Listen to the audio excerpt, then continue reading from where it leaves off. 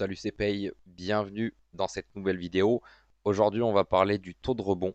Alors que ça soit pour des e-commerce sur Shopify, WordPress, du dropshipping, de l'infoprenariat, du blogging ou autre, l'explication de ce mot va être générale. Je démystifie un petit peu le truc, on va essayer d'éviter tous les mots barbares et scientifiques. On va parler normal, pas besoin d'être expert en SEO pour comprendre ce qu'est le taux de rebond. Donc on se retrouve ici sur la partie Google Analytics.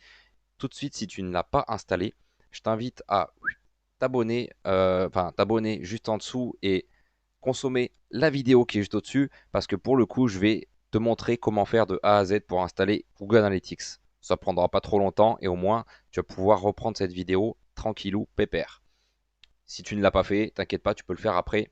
On attaque.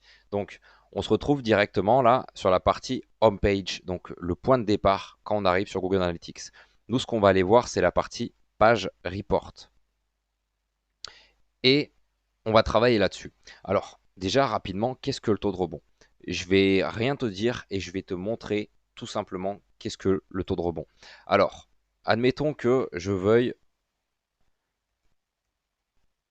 taper formation SEO dropshipping sur Google.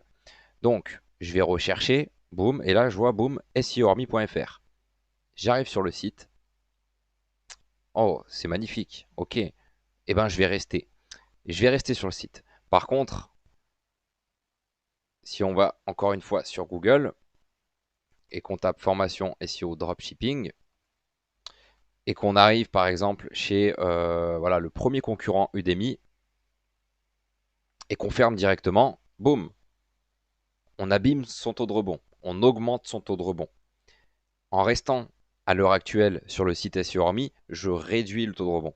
Donc en gros, c'est très simple. Le taux de rebond, c'est le fait est qu'une personne aille sur une page et la quitte directement sans ricocher sur une autre page interne au site. Donc par exemple, si moi je vais tout de suite sur la partie blog SEO, je vais encore une fois diminuer le taux de rebond. Si ensuite je vais sur l'article application SEO Shopify SEO King, je vais encore plus diminuer le taux de rebond. Si je ferme le site, je clôture le taux de rebond et j'ai un chiffre qui en ressort. Le taux de rebond, c'est ça. Du coup, ici, on a une moyenne qui se passe avec le nombre de visiteurs et on va pouvoir analyser ce chiffre-là. Il faut savoir qu'en moyenne, le taux de rebond pour un site e-commerce est de 20 à 50%. Supérieur à ce chiffre-là, c'est pas très très bon. Ok. Après, il y a des petites divergences, etc. Mais concrètement, au-delà de 50%, c'est pas très bon. Tu vois là, dans le fond, qu'il y a une couille dans le pâté. C'est normal, je ne suis pas en e-commerce et je vais te montrer pourquoi. Déjà, dans un premier temps, je vais casser un petit peu la réputation du taux de rebond haut égale danger. Non, pas du tout. Le taux de rebond haut n'est pas égal danger tant qu'il est maîtrisé. Et je vais te montrer pourquoi je parle de maîtrise. Ici, on va aller faire un refresh. Ici, on est sur la homepage du site SEOarmy.fr. Et je vais te faire comprendre pourquoi le taux de rebond est haut et pourquoi j'en ai strictement rien à foutre. Voilà.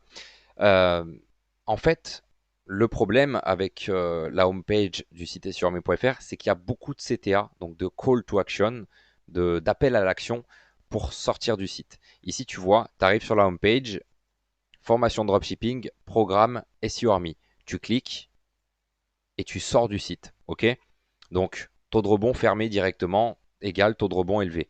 Deuxième point, j'ai encore trois autres CTA qui va être la formation SEO. Pareil, tu cliques, tu sors du site.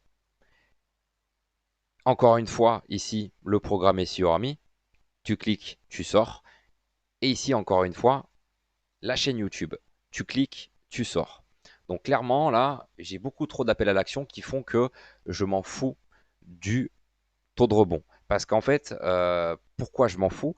Parce qu'en fait, je maîtrise le site sur lequel va ricocher le taux de rebond. C'est-à-dire que, ok, le taux de rebond se fait pour le site SEOarmy.fr car Google Analytics est programmé pour uniquement analyser sur SEOarmy.fr.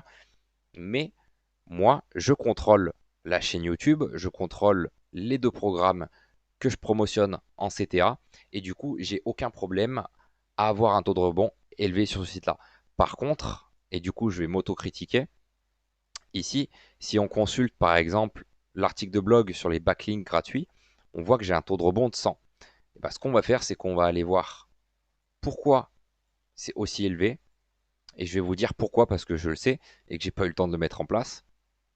Premier point, ici là sur la droite, on a aucune en fait recommandation d'article de blog. On a les catégories, mais c'est pas très apte au clic. Ce qu'il faudrait faire par exemple pour un site WordPress, ça serait de gommer ça et de mettre des recommandations d'articles de blog. Comme ça, concrètement, je pourrais mettre les meilleurs articles de blog en recommandation. Je mettrai une liste ici des 10 meilleurs articles de blog et je me retrouverai avec une forte chance que les gens cliquent. Ok. Ici, par exemple, sur l'article de blog qui est sur l'application SEO King. D'ailleurs, j'ai fait une vidéo sur cette application. N'hésite pas à t'abonner et à aller consulter cette vidéo. Elle est très intéressante pour Shopify.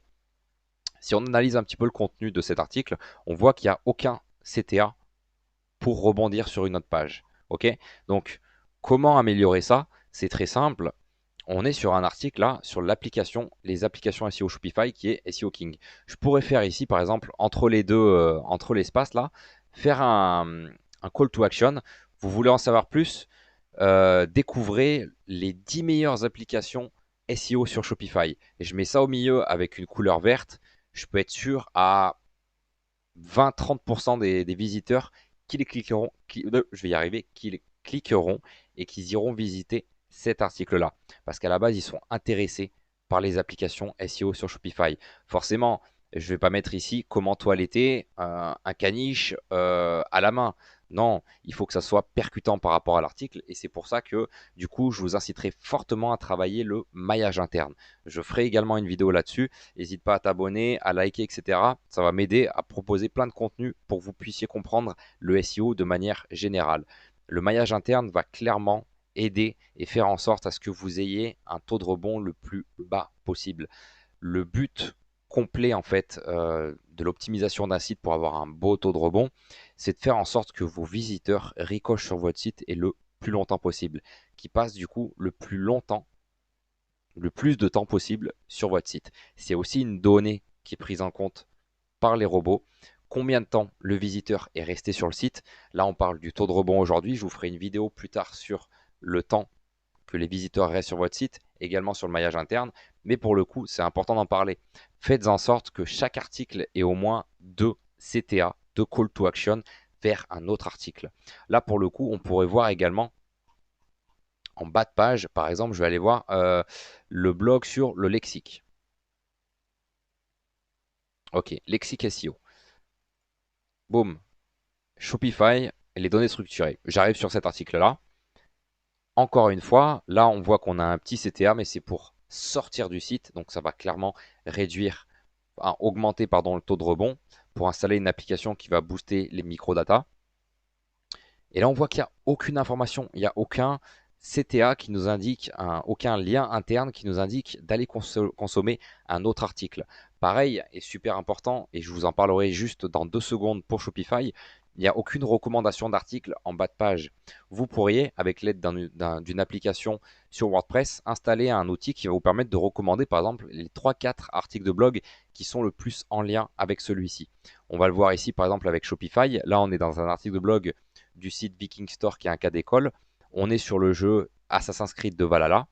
Et on se rend compte qu'en bas, il y a une recommandation d'article de blog pour le jeu God of War, pour le jeu Project Ragnarok, etc.